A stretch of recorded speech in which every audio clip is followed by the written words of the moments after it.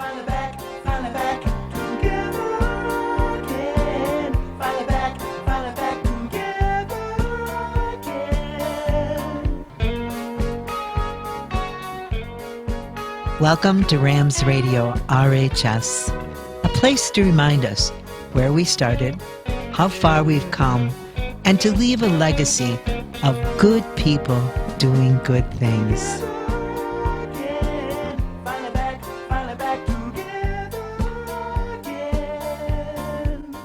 Good morning, Rams. So glad to have you all here this morning. We are getting ready to interview one of my, I have to tell you, I've been waiting to talk to this guy for a whole year. This is George Tanber, class of 1968. And George has so many wonderful and interesting stories to share with us today. And to get started, I want to say welcome, George. And I'm not going to do a big introduction here because we're going to learn along the way, okay? So hello, George. Hi, Deb. I'm glad to be on your show, and it's really great to reconnect with you after all these years, honestly. It's been so much fun. You mentioned the other day we hadn't talked in over 50 years, and I just went like, wow, but it was like yesterday, you know, it was just, and that's the feeling that I'd like to get from Rams Radio, that people, you know, come together and they join together between this show and the music that we put up and the sports and all of those things, so that we have a connection, you know, together. And eventually I'd love the students that are currently at Rogers to come in and interview and learn about their alumni. And there's so many of us that still carry our Rams in our hearts. So thanks, George, for being part of this. I really, really appreciate it. George, thanks. George has such an interesting life. He was a foreign correspondent, and today he is going to bring so many interesting stories. So please stay with us. And first, we're going to start out with George. How about showing us some of your pictures, George? I'd like to start out with this first picture. There you are. So I wish we had I don't know, can you use your cursor to show us where you are in this picture? I'm there. I don't know. There, yeah. How many of you remember George? I do. Well, the reality is this was taken about a week before I transferred to Glendale School. Yeah, and you were at DeVoe, right? I was, and this was just before my 9th birthday. And the significance of this photograph is, well, that's my teacher, Mrs. Munn, who I consider one of my favorite all-time teachers. Mm-hmm. But over here we have Norway, and once in a while she would put up a display of a country and to get us interested in other countries. And when she put up the display for Norway, that got my immediate attention. And you'll see the photographs of fjords. I'm thinking, yep. Wow, yeah, that is a beautiful place. I said right then and there, I'm going to go to Norway someday. And it just was fixated in my brain. And it stayed there, and it motivated me for a long time to think about, how am I going to get to Norway, and how am I going to do this sometime in the future? And I love that story because I'm a believer that, you know, our thoughts create our reality. And, you know, at 3rd grade, you're thinking, oh my gosh. And I remember making a report actually about Norway, and I think I still have it. I'll have to send you a copy of it someday because it's just so funny. It was in Mrs. Norton's Glendale school teacher. I don't know if you remember her or not. Nordine, that was her name, Mrs. Nordine. No, but anyway, but what I love from this is this love of travel began when you were probably 8 or 9 and never stopped. And from DeVoe, you went on to Glendale, and then I'm gonna stop the share and come back because I'm gonna show you the second thing that happened after that. Was my parents bought me a globe, which I think you can kind of see here. Yeah, we can see it fine. Yeah, they bought me this globe, and I kept it next to my bed. And every day I would look at the globe, and I would say, okay, I want to go there, and I want to go there, and I want to go there. And I still have the globe. It's about 60 years old now, but it's still with me. Yeah, and that again is one of those things. You never know when you hand a child something how it's going to impact their lives. And I bet on that globe there are a lot of countries that no longer exist, right? There are many, but here's the Yeah. thing, I still look at it and I still dream of places I want to go that I haven't been. Oh, I totally am with you. I'm a traveler myself. I am not done yet traveling, you know. So anyways, George, you went on to McTighe and then Rogers, and I remember you were the student council president when I was a junior and you were a senior.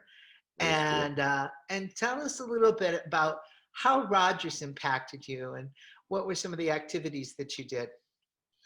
Well, student council was the biggest one. And, when I was a sophomore, my mother talked me into running for Yeah, student council. She thought it would help me become more involved in school. And I was a little bit shy about it. And, in those days, you had to give up and give a speech in front of the yeah, student body. And I was nervous. And my mother helped me write the speech, blah, blah, blah. And I got elected. And that year was my sophomore year. So Joella Jacobs was president. That's the sister of one of your best friends, Jill. yeah, exactly. And Joella Jacobs mentored me, and Yes. she must have seen something in me with leadership, and she kind of mentored me and kind of groomed me to maybe one day be president. So I love that. that had a huge impact on me. And then her sister Jerry was 1 year ahead of me. Yep. And Jerry also was a good influence on me. She was a wonderful leader. Yeah. And then when I eventually became president, Jill Jacobs was on student council. So then all the Yeah. Jacobs. It But just follow along. the biggest irony is, Deb, that I lost touch with all the Jacobs girls, but they had a kid brother named Jim. Yeah, Jimmy. Jimmy Jacobs and I are extremely close friends because Ah, his wife is Tony LaPica, yeah, who's very close friends with my sister. So this Rogers connection stuff, I as love you it. said, Yeah, it circles continues around. on. Yeah, Circles yeah. around. Yeah, Jimmy is always so kind. When we girls come to Toledo, he takes us out on his sailboat. He's a sailor. You just watch him and he just glows when he gets on that boat. What a And, great family they are. Thanks for he's honoring me. got the voice, right? Debbie, come on, Yeah. Deb. And Let's you know have some what? fun. You can't laugh. I mean, you're always laughing when you're with the Jacobs. That's the way it is. It's great. So anyways, one of the things I do remember is the band. You had what was the name of your band? Well, it evolved. It started out as GT and the O's. That was our sophomore year. GT and the O's. And that was Bill Dean and me and Butch Carmel and Tom Metz. And then our junior year, we became Rocky and his friends. Oh gosh, I remember that. And we added Frank Sterniolo. And Oh this is yeah. a funny story. We added Frank. Frank, I hope you're not listening because I'm going to slam you a little bit. Frank was a great guy. He was very good looking and had the Yes. look, but he was a lousy singer. So he didn't last long. We kicked him out. And we added a Oh, guy from Frank. Mommy. I know, Frank, we love you. We had a guy from Mommy High School named Alan Basting, who was a tremendous lead singer, and that we were pretty good by then. And Yeah. Bill Dean was really the star. I mean, Bill Dean was an extremely talented musician, and Butch Carmel, talented on guitar. Yeah. Um, Yeah. Yeah. my job was to get jobs, and that's basically what I did: get the jobs for the Yeah. band. Yeah. Um, So you have that salesman quality about you, telling a story, and then you can get people to relate and that sort of thing. That comes natural to you, doesn't it, George? I don't know, maybe, I guess. I started at 12 selling Amway, if that Yeah. tells you anything. That's funny. Oh, I used- we have so much to like. I was at kindergarten, I had a wagon full of my mother's handmade crocheted or applique handkerchiefs, and I would go door to door and sell them for a nickel. So Always a there you go. salesman. You were sales too. Yeah, always. So how did it all start? I know you went to Ohio University and studied journalism. So how did you get into all this, George? Well, I sort of had a game plan. I mean, I wanted to go to OU to study journalism because they have a very good journalism school. Yeah. Um, and then I decided to stay there and get a master's degree in communications because communications was a part of the game plan too, because that opened the door for other things, specifically public relations. Mhm. It's kind of weird because usually journalists are in journalism first and they get into public relations later in life. And you But switched I to did it. public relations first because the public relations helped pay for my globetrotting. Sure, absolutely. Are you familiar with Bill Brewer? I had him on. He was one of my first interviews. He was a big person in PR, but I think he went to Miami. I was thinking he went to OU, but I think I he went to remember Miami. Bill, and I Yeah. remember his mother, Mrs. Brewer, was the Yeah, teacher. Mrs. Brewer. Exactly, exactly. He's a great guy. We had him on. I think he was like my first interview. You know, typical PR guy. He said, "Yeah, get me on. I want to be on." You know, but Yeah. anyways, so what made the difference from PR then to becoming a foreign correspondent? Well, what happened was I was almost finished with my graduate degree, but I ran out of steam because I had been in school for so long. So I decided to take a break and do a backpacking thing through Europe. You know, in those days you did the Oh backpack, yeah, $5 a day. So I planned on going for 2 months, and I landed in Madrid, Spain in June 1974. And I couldn't find a room. The city was packed. I slept in a railroad car, just camped in a railroad car. Can you I imagine love my it. first time ever overseas? I slept in a railroad car. I had a sleeping bag. And I woke up the next morning and I said, there's no way I'm going to be gone 2 months. This is just the beginning. Yeah, yeah. So I stayed away for 2 years. God love you. Ended up in Lebanon because I have family there that I knew I had, and ended up there was a war there, and one thing led to another. I got a job in a newspaper there, and so I ended up staying away for 2 years, and that was the foundation for my career as a correspondent. That started everything. Such courage it takes to do that. You know, there's a lot of people that dream about that, but to actually do it, it takes such courage and a lot of risk involved. And you kind of have to put your fear, you have to kind of compartmentalize it, don't you? You just kind of say, I'm going for it, right? Yeah, and I did, and you know, you're young, so you just kind of. But you know, when I came Yeah. home at 26, there were consequences. I had to finish my degree, which I did, and then all my friends who were my age, they had good jobs, they were getting married, they were settling down, and here was this vagabond George Tanber. You know, what are you doing these days? And you know, so I said, well, I was here and here and here. Well, they didn't really care that I'd been to Beirut. They had no idea or interest in any of that stuff. Yeah, So really, yeah. my stories kind of fell on deaf ears. So I really, after a while, just quit telling them, and I had to figure out a way to move forward with my life. Oh, wow. So, you know what's so interesting about that, though, is when you say they all had good jobs. If you lined up all the good jobs, honey, I'd be picking yours first.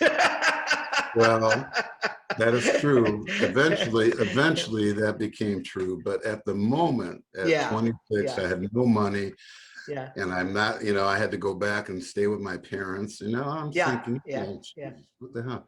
yeah, But then fate intervened, as it often does, and I yeah. was invited to a New Year's Eve party in Cincinnati with a college buddy of mine, and I met a bunch of my friends from OU, and two of them lived in Washington, D.C., and they had started a company in solar energy, and they knew about my background in the Middle East. They said, why don't you come and work with us in Washington, and that'd be a good city for you anyway.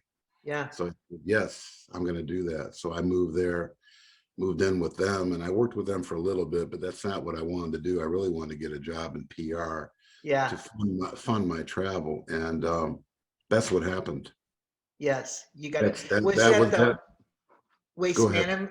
Was that the waste management job? No, this was the Edelman Public Relations Oh, Company, okay. which It was a fantastic job. I got involved in the Vietnam Memorial. I had some amazing projects. But the way it worked was I was hired not full time. I wouldn't take a full time job. I was a part time special projects. So I would do a project, make a bunch of money, and then get on a plane and fly somewhere and do my journalism, Oh, trying to build my portfolio. that's the life. Yeah, you know what? I remember reading, I think it's in one of your stories on roadboomer.com, which is your current website that is everybody jump on there. And the stories and the photos and everything are phenomenal. But I believe I read that you were uh, really at the start of the Vietnam Memorial. You helped put that project together, and I just That found is that true. so fascinating. Who did you deal with? Like, was it I think corporate or if we were to get into that story, it would take hours. But hours? Okay. I'm gonna tease it by saying I'm gonna write the story one day, and it's a really Please. incredible story Yeah. because it involves a young woman from Athens, Ohio, Maya Wow. Lin, one of our most famous architects now, who was a Oh, 21-year-old. yes. She was a Yes. 21-year-old student at Yale who designed it. It involved Vietnam veterans who were very much opposed to her design and did not want anything to do with it. It involved all kinds of things, but in the end it was built, and I don't know if you've seen it yourself or anybody has, but it's one of our great memorials. Oh, yeah. I have not touched it yet, but I know about it. I know about the architect and how young she was and what a beautiful Yeah. piece that she put together. And I get it, not everybody. But since then, it's become such an honorable and respected piece of Yeah. work in our country. And I thank you for being part of that. That's Wow. just amazing, I amazing. will write that. I will write that story one day, and You, it's a you difficult better. story. Yeah. I will. So So stay tuned on that. awesome. So one of the things I know is you worked for National Geographic. How'd you get there? Well, that was another. That's a Rogers High School story. Unbelievable. My sister Terry Tanber, class of '71, her senior year, had a teacher named Sam Abel, and Sam Abel was the son of Mrs. Abel, I think French teacher. Was she French? Yep, absolutely. I And had it. Sam was a talented photographer who had no intentions on being a teacher. He wanted to work for National Geographic, and he announced that the first day of that class. By the way, anybody in that class, if you're listening, the yearbook that they put together that year with Sam Abel is phenomenal. It is. Unbelievable. It If is. anybody, it is an amazing yearbook. Yeah. So anyway, when I was in Beirut all those years later, and I was starting to get into photography and I was starting to write, I was thinking, I remembered Sam Abel. I knew my sisters had a connection to him. So I Yeah. wrote a letter to my sister Terry, asked her if she could get me Sam Abel's contact info, and she did. And I sent him some photographs that I had taken. These were my first photographs. And he was nice enough to critique them, send me the critique, and write me a very nice letter and saying, you have potential, stay with it, and, stay in touch. How about So we showing moved us in. a picture? Do you have any of those that you could show us? Of those specific pictures, well, Well, you have one though, don't you? actually, That I you could do. yeah. I do have one. Okay, I have. Yeah. That's actually is the very first picture. Share screen. And for those of you, our last Rams radio show was about photography. So I hope those of you that are interested in photography will take a look. I like the way that George posted this picture. It's that one way at the end there, isn't it, George? Yeah, but you and I are covering it. How do I move us away from it? Just click on the picture. Whatever picture you're going to show us. Picture, where is it? Okay, hang on. There it is. Yeah. Okay. There you go. There you go. So that's a lovely picture. Well, thank you. There's an interesting story. This picture.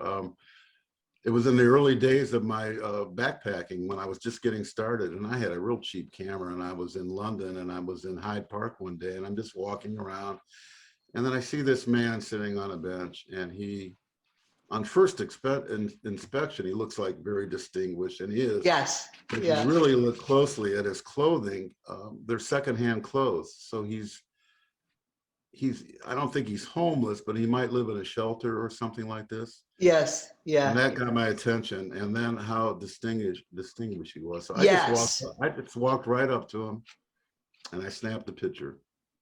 I love it. Did you ask him if you could take his picture, or you No. just did it? Well, I never ask anybody if I can take a picture.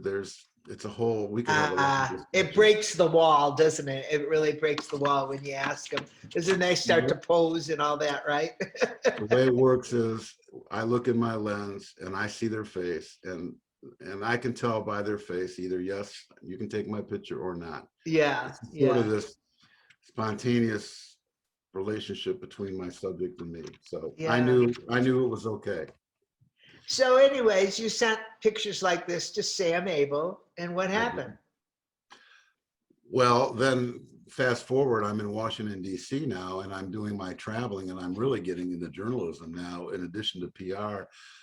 So I arranged an interview with Sam and went down there to National Geographic, and they hired me for an assignment. I love it. It was my very first journalism assignment. I had never done anything before in my life. So to get hired by Geographic for your first assignment, I was, I really couldn't believe it. That is unbelievable. Thank you, Rogers High School. All because of Rogers High School. Isn't that amazing? Yes, yeah, exactly. So from National Geographic, did you stay there long? No, that's interesting too, because you would think, and once you're in National Geographic, usually you are in. You can be there for as long as you want. And I could have stayed there and done other things, but I discovered that the article I wrote, I spent 4 months traveling in Canada writing about canyons, and it was a really phenomenal assignment. And then it took me a month to write the story because it was my first story, and I was nervous that I wasn't not going to do it right. Yeah. But the thing was, the story did not run until a year later. And I hated that because I had to wait a whole year to see the story that I wrote. Yeah. I made a decision that magazines were not for me. I needed to be in the newspaper business, because in newspapers, you write a story and it shows up the next day and you move on to the next story. So that fit my mentality better. I love that. I love that. So I have perused your Road Boomer website, and there are some phenomenal stories in there. And one that really touched my heart was when you were in Romania. Did I say that? Did I say that right? Romania? That's correct. That's correct. It didn't sound right. And I'd love for you to just tell a little bit about that story, and then the postscript. What to our audience? What George has done? He's taken his history, his stories, and then he does a postscript on it, so you get to an update. It's a wonderful platform, and I really love it, George. And I hope people will take time to go and see it. But tell us the story. I really love this story.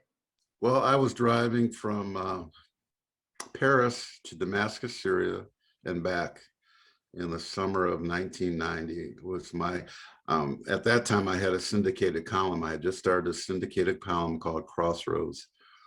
And it was a partnership between me, a newspaper in Alabama, of all places, the Anniston Star, and Universal Press Syndicate. So it was my first trip. So I fly to Paris, I buy a car, and I drive all the way to Damascus and back. And on my way, I always had the way I got stories would be if I went into a country like Romania, I couldn't speak the language, so I would have to find an interpreter. So I'd always look for young people to be my interpreter. For one thing, they were cheap. Two, they usually spoke pretty good English, and you know, they were good company. Yeah. So I arrive in Romania and I'm check into a hotel, and right next door to me, I could hear some English being spoken. So I go next door, and there's a British organization there, and they have an orphanage thing going on. And there's a young man there who's serving as their interpreter. So I meet him. And I said, could you work for me? And he says, no, I'm too busy, but I have a friend who might be able to help you. So the next day, this young man named Mihai Botia shows up, and just a 19 years old, great young man. We spent 2 days together and got along fine, and he was very helpful. And when I said goodbye to him, and this always happened when I would be with a young interpreter in a developing country, they always would say, "Can you help me get to America? I don't want to live here, help me." They always said this, but they almost never followed up. Yeah. Within a month, I had 3 letters from Mihai Botia saying, "Help me, please get me over here. I can't stay in this country." Romania was not a good place. By total coincidence, I was living in Anniston, Alabama then, and the one town over was a town called Jacksonville. They had a university, and at that university, they had a exchange program for foreign students, Okay. and they had scholarships available. So I hooked up Mihai with this program, and he got a scholarship. And Wow. a year later, he arrived with one suitcase, a few bucks in his pocket, and enrolled in the school. And now I'll fast forward. He graduated, went to graduate school, was very gifted in computers, moved to New York, got a fantastic job, married, has 2 children. He just turned 50 at the end of April, and we're still very close. I consider him almost like a son. That is such a wonderful story. Thanks, George, for doing that. I love it because, everybody, not everybody, a lot of people are weary of immigrants. And we have such a history around that in America. But that's who America is. And that's such a beautiful story. And I know if you go, please, everybody, go and read the story, because there's a lot of things George doesn't have time to share with us and when you read this story. But to me, I just want to honor you, George, too, because you were there to support somebody in need and help them find their way, and as we all should do. And I really appreciate that, George. Well, thank you. And honestly, I helped him, but he was the one who pushed. He's the one who wrote the letter. Yeah. And he had plenty of obstacles. I mean, I haven't even the whole story. If you go and read it, he had plenty of obstacles along the way, and he had to overcome a lot. Mm-hmm. But he's a fine young man, and I'm very proud. Yeah. Well, another story that I found really interesting. In fact, I think I wrote you 3 or 4 paragraphs about it, but is and I've forgotten the name. Oh, Death in the Alley, a story that you wrote. That also, there's another story that we're going to put together, the one about the drunken driver and that sort of thing. But please tell us first about Death in the Alley, because it was just a young man, just go ahead. When I lived in Lebanon, those 2 years that I was gone, the last 6 months of my time in Lebanon, the country fell into a civil war, and I was in a situation where every day I was confronted with, bullets flying, bombs flying, dead bodies everywhere. And it was pretty harrowing 6 months. So that was my introduction to a war and being a war correspondent, I guess you'd say. So, and every day on the front pages of the papers there were very sensational. They would just show bodies right on the front page, things you would never see here. So after a while, you become kind of hardened to it. Yeah. When I came home and I moved to Washington, as I said, and I got the job in public relations, I think I was only there a week, and I had to get a suit made because I didn't have a suit. So I was getting a suit made, and I was at this tailor shop just a couple blocks from my office, which is only 4 blocks from the White House. And I'm trying on this suit, and all of a sudden I hear gunshots ring out, and I turn. I don't even have a pants on. I'm just wearing underwear. And I see this guy stagger by the shop. Well, I'm so used to running towards danger, not away from it, because of my time in Beirut. I instinctively ran out the door and ran around an alley, and there's this guy laying in the alley. I went up to him, turned him over, and he took his last breath. He had been shot. So he was a guy robbing a store and didn't know that the store owner's son was in the back and came out with a gun and fired away, and he killed this guy. So The Mm. thing that, the bad thing about it is there was a lot of commotion on that. I went back in, tried on the rest of my suit, went back to work, and it was like not that big a deal. Yeah, To me, yeah, it was just another guy, yeah, and that was the effect that Lebanon had on me, and kind of yeah. hardened me to death of people I didn't know and weren't connected to me in any way. Hmm. And I wrote about that in Death of an Alley, and Yeah, yeah. How old do you think you were? I was 27. 27. Yeah, that's quite an experience, you know. So lest you think that I'm a hardened person and don't have any emotion or feelings, that's actually not the case at all, because subsequently, when I became a newspaper reporter, I covered lots of sad stories and death, fatal auto accidents, and all kinds of things where you had to knock on doors, talk to family survivors. And if you did not have empathy, sincere empathy or feeling, you weren't going to get anywhere with a story, because the door Yeah, closes immediately, because you can't fool people. sure, sure. Yeah, absolutely. And there has to be some heart there, some So that leads respect. to the drunk driving story you mentioned. Yeah.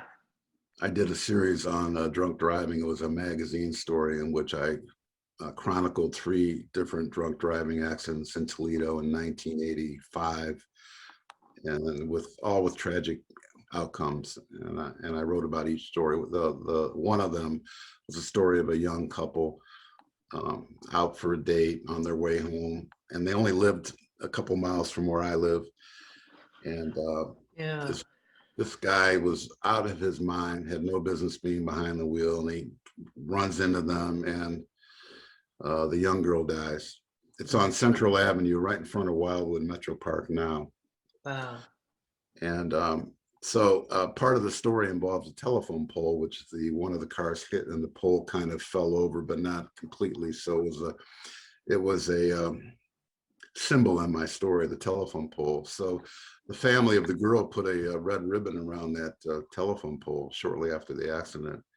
And I moved away and was gone many years. And when I came back, I went by that accident scene, and that red ribbon was still there. Wow. And it stayed there for about 30 years until. Unbelievable. So one day, again, the family lives in my neighborhood. I happened to be driving down the road, and I saw her parents out there. This is 2018, and this is 33 years after the accident. I pulled into the driveway, Unbelievable. and I talked to the parents, and I introduced myself again. I had talked to them 33 years earlier, and I just Mm. told them that I never forgot their daughter. And Oh, that's so beautiful, though, that you said that. That had to but be they, meaningful, yeah, very meaningful.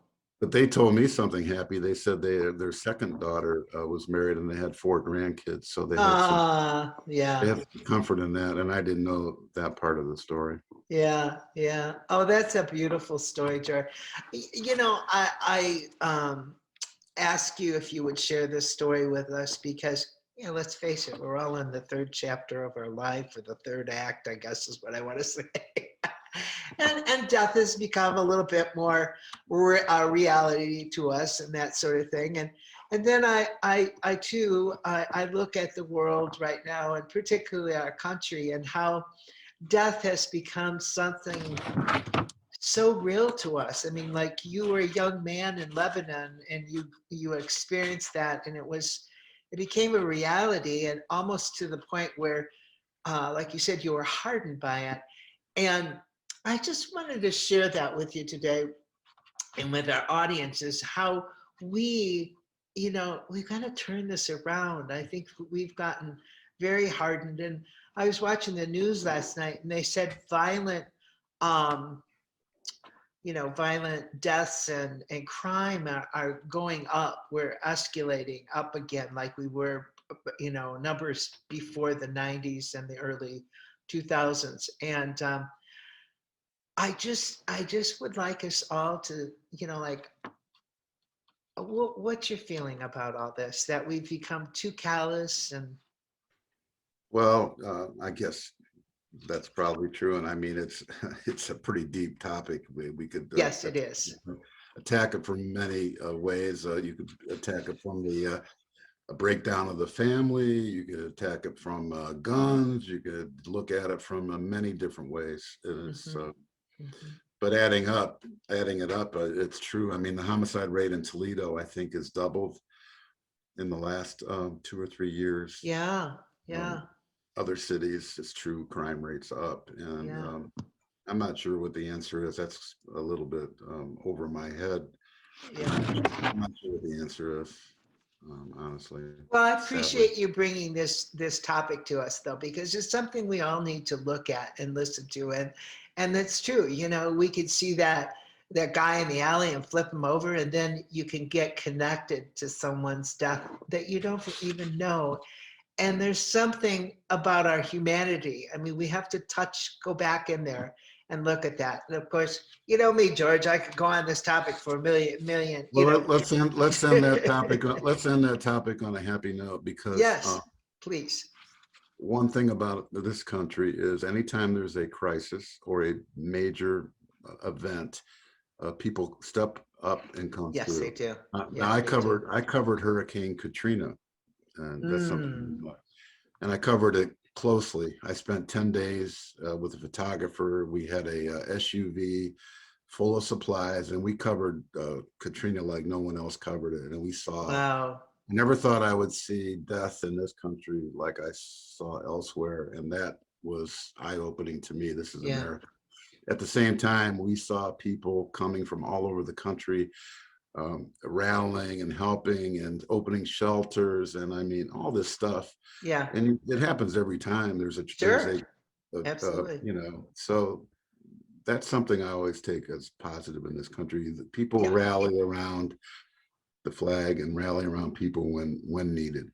And that's why I have hope for my grandchildren, because the American spirit always does prevail. You know, it just does. And so, you know, I always tell my grandkids, you are going to have a great future. Don't worry. But we have lots of challenges to get there. So we do. Thanks. Okay, one of the fun stories that I just loved was George spent a night with Liz. A night with Liz. Tell us about that. It's kind of a funny story. Well, I kind of had fun with it. The Liz Taylor thing, that's the PR days. Public relations. You know, my boss, John Meek, I was a special projects guy, and he would just show up in my office from time to time and say, George, I want you to handle this, blah, blah, blah. So one day comes in my office, he says, I'm going to put you on this committee. They want to have this International Mime Festival, and I want you to put you on the committee, and you represent the firm, and we're going to have a meeting today. I go, today? Yeah, in the office. I go, okay. And he says, by the way, Liz Taylor is the chair. I go, you're kidding me. Liz Taylor, the chair? I go, yeah. I go, okay. So I show up at this meeting. It's in our office, in our conference room. I don't know any of the people in there. You know, it's like 15, 20 typical Washington people, suits. Yeah. You know, whoever they were. And then, you know, we're all in there. We don't know one another. And then 15 minutes later, in walks Elizabeth Taylor. At that time, she was married to Senator John Warner. That was husband number 6. And she's the chair of the festival.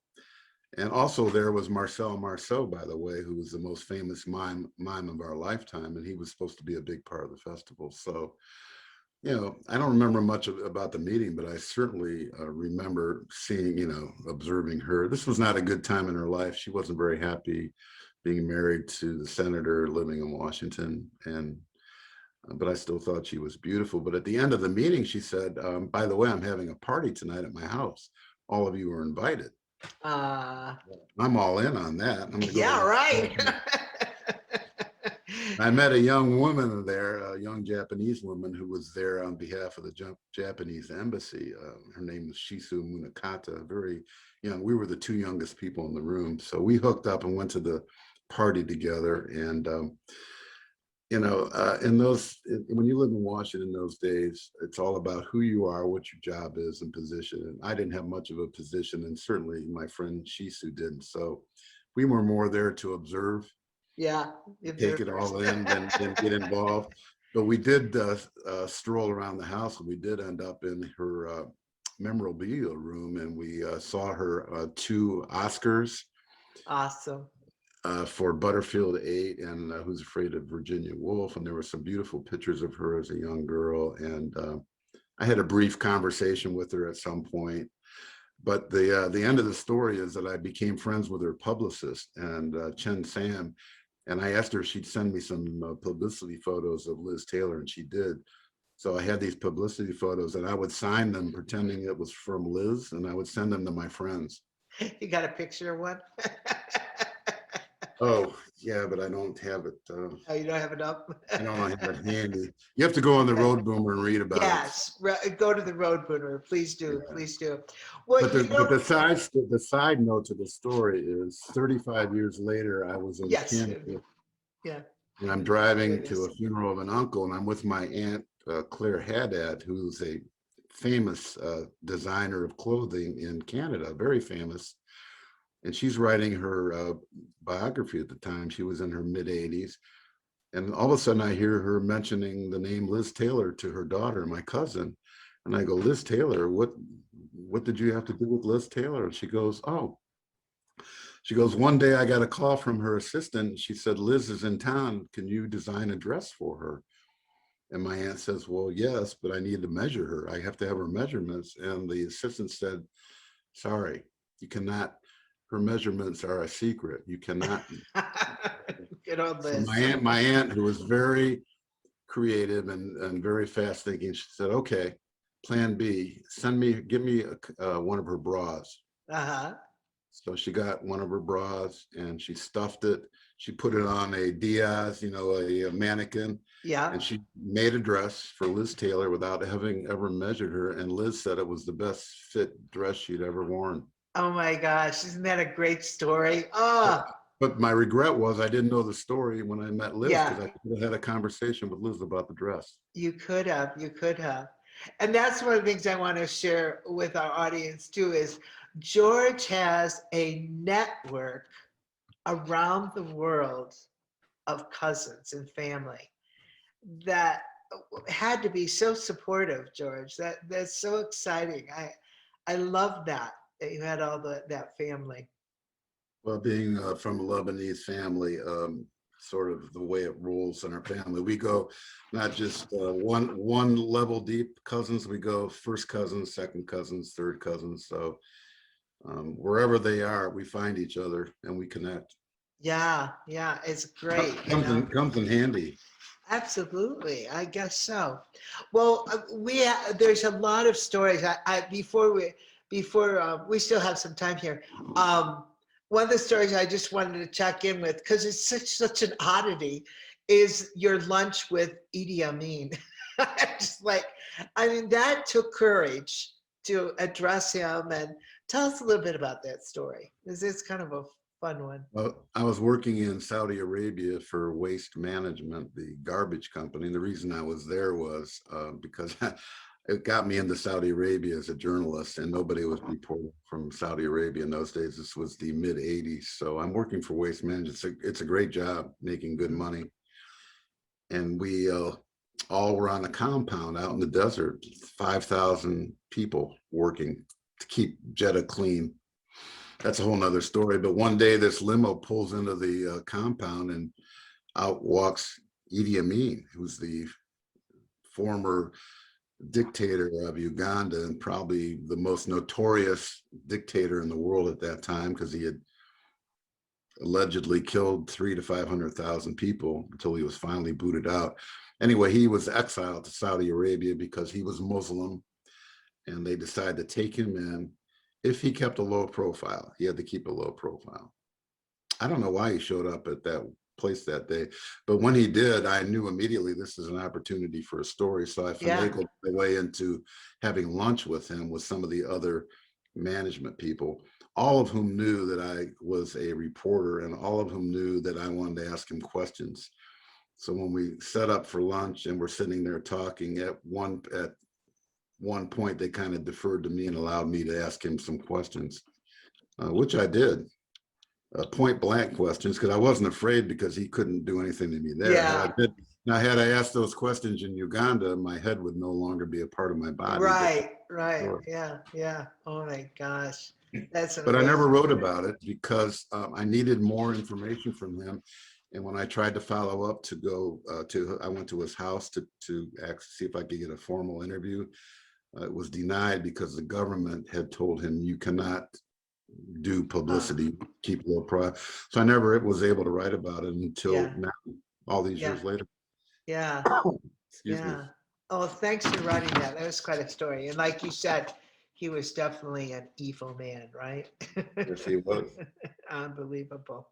So I'd like you to share any of your favorite stories. There's so many great stories. And if everybody goes to reflections on the Road Boomer, there's story, there's different stories. And I was trying to remember, a reflection is where the gentleman that, and I apologize, I didn't write his name down, but he, Kiefer is his name.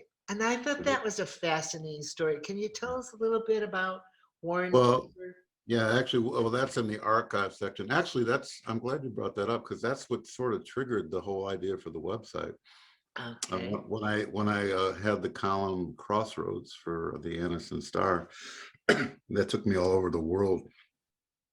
I had been in Argentina and I always looked for Americans living overseas doing Mhm. something interesting. Warren Kiefer was a novelist. He had been a CBS correspondent.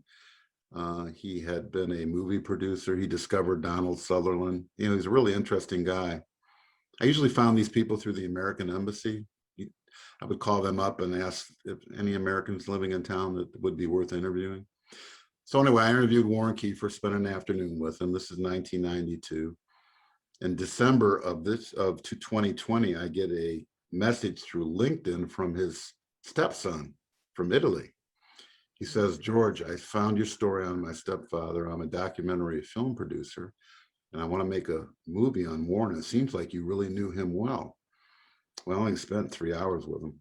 Yeah. He told me everything. So I responded and said I didn't know him that well, but I have a lot of photographs of him I'd be happy to give you if that will help, and any other information. So we had a little back and forth. That's what gave me the idea of doing a website and putting up these stories, and to your point, adding postscripts. So I said, Yes. wow, do the story on Warren Kiefer, but add the postscript about the stepson, and Yeah. that would make it Yeah. current. So that triggered the whole idea. Well, and Warren Kiefer, right? He was a pretty interesting guy. I mean, didn't he do one of the first movies or about? Talk about that a little bit, because I Well, he found was that story pretty interesting. well, he did horror movies, Horror horror movies, films. that's what it That was was. him. The But Death of Zombies, or well, yeah, so yeah, it's kind of a cult classic, but I don't yeah, know. But the interesting side story about him is he, as I mentioned, he discovered Donald Sutherland and gave him his yeah, first role. So they became friends. So some years went by, and Warren Kiefer gets a phone call from Donald Sutherland. And Warren said, "Hey, Donald, what's going on?" And Donald says, "Well, Warren, I just want you to know, I just had a newborn son, and I'm going to name him after you." He goes, "Really? Well, that's nice." He goes, "You're going to name him Warren?" He goes, "No, his name's Kiefer." And that's how Kiefer Sutherland got his name. See, that's so much fun. And that's what's fun about your life, is you get to go inside stories and then just see these little nuggets and share them. And when I read that, I thought, Kiefer Sutherland, that's where they came up with that name, you know? Couldn't It believe that just, when he told me. It just yeah, blew me away. yeah, it was just great. Well, we have a few more minutes, and then before we do, I want you to just share something that, like, did you carry anything that you learned at Rogers, or friendships or anything along the way that, I just always think that, I don't know about you, but I had a pretty good high school. Wasn't the greatest experience, but it was a pretty darn good one, and I have some real good feelings about it. And I've been fortunate enough to keep connections with people. And, when COVID came up, I thought, I'm going to go back to Rogers and see what we can do with it. So anyways, if you have some of those thoughts, I'd Well, like to. absolutely. Let's start with the fact I was on the Rampage. That was my first Yeah, journalism gig. My editor was Terry Cochran, yeah, who I still stay in touch with. Miss Peary, Gail Peary, was the sponsor, and she was very excellent. yes, So my Rampage experience really was the start of my journalism career. yeah. Rogers, I'm connected to it in so many ways. My first wife, Julie Kimple, class of 77. My cousin Brian Dara married Faye Allen, class of 77. My wife, Larice, she's a widow. I married her second husband. Her brother-in-law from her first marriage is Dick Frazier from class of 70, and that's Jim Jacobs' best friend. Oh my God. So, I mean, all these Rogers threads Yeah. are still there. My best friends were Bruce Butcher and Ken Carter, still close with them all these Oh years my later. God. See Tell them all Bruce still. Butcher I said hi. We all went to the lake together at Clark's Lake. I could tell you stories about that one. I bet you could. Ah, that's too funny. Um, So but yes, yeah, I'm very, very connected to Rogers still all these years uh, later. that And that's that's so why I good to think what hear. you're doing is fantastic. This is really, really a wonderful idea. Oh, thanks, and I just hope it does, catch on that people, because I'm so enjoying this morning with you, and we've talked a couple of times, and it just brings back it. There's a core there in you, we all have and a connection, and it's funny when you're talking about Miss Perry, she put me on the advertising. I had to buy the advertising stuff, and that followed me through. I went to OU. I didn't stay long, but I always loved the marketing, and I marketed my children's business to a successful space because I learned how to do that on the Rampage, and it just stayed in my heart, and I kept evolving with it. So yeah, I hope people take time to kind of go back and explore that, and then come and share with us. You guys, I'm trying to get George to come and be part of this, but we'll see. He's a very busy man. But today was such a great time to be with you and to share these ideas and stories. And I can't Loved thank it, you Deb. enough. I Yeah, loved it. Really it did. Thank was. you for having me. It was really fun, George. And tell all your sisters, your family, everybody we said hi, and come on board. My cousin David Najarian says hello to you. Ah, Dave Nigerian, one of the See, there's another nicest. connect. There's another I know. connection. I know we have a really an interesting connection, and I just want to share with the audience. My family was my grandfather was Lebanese, so I always had in Toledo a history of Middle Eastern food and the Lebanese crowd. They all hung together and all of that. So when George and I got together, I felt like, oh, it's old home week, and I don't know how many people remember George and Mary had it at the bungalow and just different. I was trying to think the other day because my grandmother was a Haddad, and it's just an amazing connection in Toledo. We you can't you no one can imagine what Toledo brings to your life. When they see me in California, they think, oh, here's this little hick girl from the Midwest, Toledo, Ohio, but you guys, we have a great place there, with the museum, the zoo, the people. When I got here in California, I don't know how you felt, but when you were traveling, but in Toledo, people say hi to each other. And not every city does that.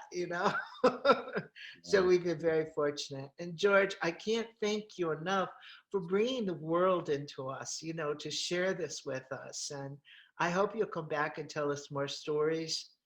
And before we leave today, anything you want to share? No, just thanks for having me on, and go see The Road Boomer if you want to read more stories. I'm going to Yes. be I have many more stories to tell. I'm going to be telling them over the next few years. And actually, one last thing, I'm going to go back on the road occasionally, so you will see some new content from other places. I'm not done yet. You need to come this way. We have a space here. We'd love to have you come and visit us. There's a lot of great stories here. Stories everywhere. Yeah, absolutely. Thanks, George, so much for today. And I hope you'll come back and visit with us again. I'd love to, Deb. Thank you. Okay. Take care. Bye now. Take care.